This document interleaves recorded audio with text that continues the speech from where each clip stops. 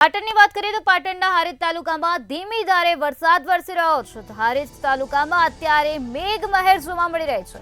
સવારથી જ તાલુકામાં વરસાદી માહોલ જામ્યો હતો, ત્યારે અત્યારે બોરતવાડા અને બીજા વિસ્તારમાં પણ વરસાદ વરસી રહ્યો છે. તો અનેક વિસ્તારમાં અત્યારે મેઘમહેર જોવા મળી રહી છે. વરસાદ વરસવાના કારણે લોકોમાં અત્યારે ખુશીનો માહોલ જોવા મળી રહ્યો છે.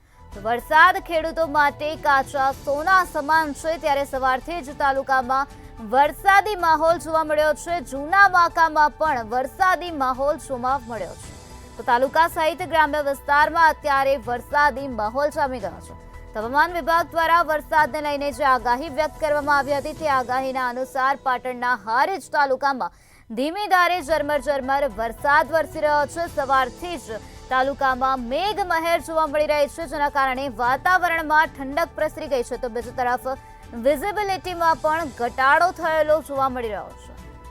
લોકોને ગરમીથી રાહત પ્રાપ્ત થઈ છે, કારણ કે વાતાવરણમાં ચારોકોર ઠંડક પ્રસરી ગઈ છે. ત્યારે વરસાદ વરસવાના કારણે ખેડૂતોમાં પણ અત્યારે ખુશીનો માહોલ જોવા મળી રહ્યો છે.